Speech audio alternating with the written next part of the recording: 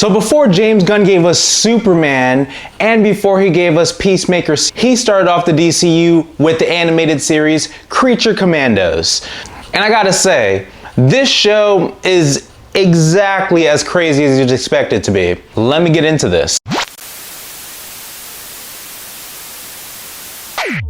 So this show is an animated show on HBO Max. This was the first project that James Gunn pitched before he got signed on to be co-CEO of DC. So this is written and directed entirely by James Gunn.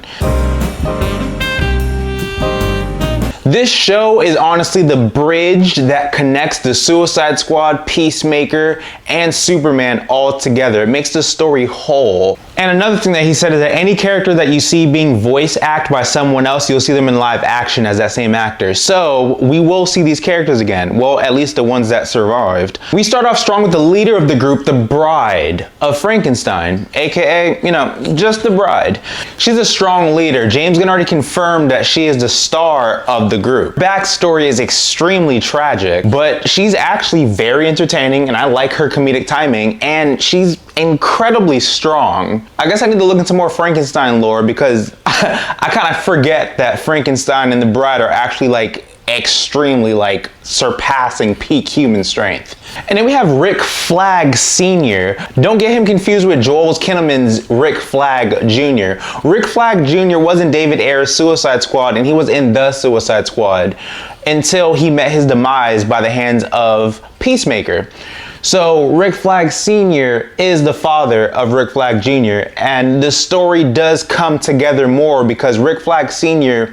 is one of the main antagonists in Peacemaker Season 2. And we have James Gunn's brother, Sean Gunn, who voices the Weasel, and he voices G.I. Robot. G.I. Robot is absolutely a scene stealer. I love him every time we see him on screen. His main objective is to kill Nazis, but in hindsight, he kind of just kills anybody that's bad. And Weasel, seeing that this is the same Weasel from James Gunn's The Suicide Squad, we actually get to learn more of his backstory and see what happened to those, few dozens of kids that Rick Flag Jr. said that he was arrested for killing.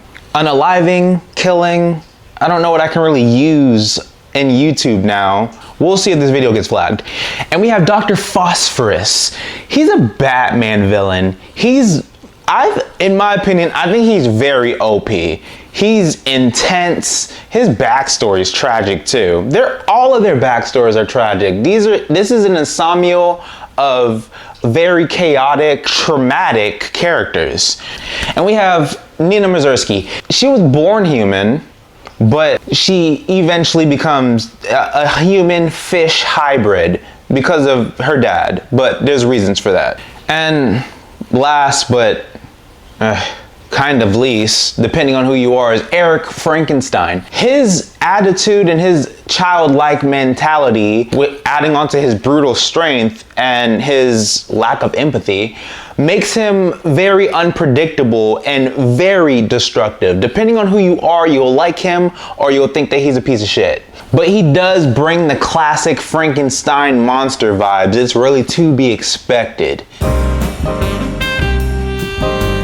The animation style in this show, at first I didn't really think I was gonna like it from seeing the production for it, but it really did grow on me. It's gritty but playful. It's a perfect blend of horror comic and war movie style. I've enjoyed it. The tone of this is violent, it's gory. It's like the typical stuff you see with James Gunn with the groups and stuff, like Guardians of the Galaxy, like the Suicide Squad.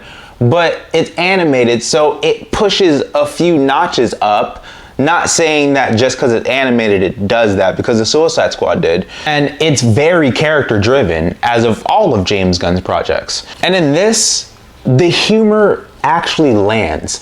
I like James Gunn's humor, but to a certain extent. I didn't like it in Superman. I felt like it was a little too much in my personal opinion. You guys can comment below, let me know how you guys felt about Superman in general, and if you guys agree or disagree, it's all cool. But this is where it really does work. It fits with this project very well. And it fit with the Suicide Squad very well. Guardians of the Galaxy, depending on who you are, because of the comics, it's a hit or miss. And that's just how it is with all of James Gunn's projects. That's how it is with this content in general. And this show, it literally connects everything. Even in the first 5 minutes, it actually shows a very interesting set for world building.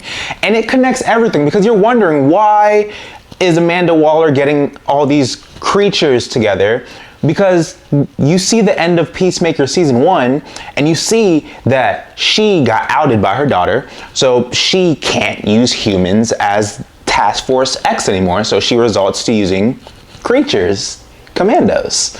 And everything with Rick Flag Jr. and Sr., it really does connect everything with Superman, with Peacemaker, with all that. So I like how the whole universe is fully established already. Like, we just jump right into it. But when there's good, there's bad. So we'll talk about this now. Some characters felt underused. They really weren't working with much because this show is 8 episodes, and if you don't count the credits, it's like 18 to 22 minutes an episode. This could have actually just been a full-length animated movie. That's just my opinion. But with that out the way, some characters kind of get sidelined. Like Dr. Phosphorus, for example, he could have been used more and he could have really been utilized more. I hope that he is in future projects, and I hope that since he is a Batman villain, we will see him more. And you know, the Batman lore, pacing tends to slow down in the middle. It's good at the beginning and it's good at the end, but I think like an episode or two is kind of like drags a bit. And this show is animated.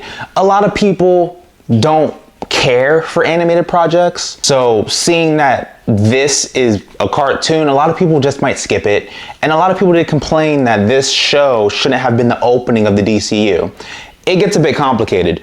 We'll talk about that and Peacemaker season 2, which I will be dropping after this. So check that out, comment below, like and subscribe so you can actually get notifications for this because I'm coming back. But this show's actually very entertaining, so like I feel bad for anybody that really skipped this. But you can see that this is James Gunn's least most ambitious project, because when he was working on these, I feel like this was towards like his burnout time, because this kind of went down from his previous projects, but that's kind of not really saying much. The impact this has on the DCU, you'll get to see it in the future. You get to see the mind of James Gunn. This is just a first taste of what to expect from anything that he's made, anything from his universe. This shows that DC isn't afraid to go weird and go dark. I mean, granted, DC has gone dark before with Zack Snyder. Not bashing it, I enjoyed the Snyderverse, and I will be reviewing the Snyderverse soon, so get ready for that too. So for me, Creature Commandos, right now, I wish that they worked more with this and gave us more into this. So the rating for this series is a solid with snacks. It's bold, but it's just not quite perfect.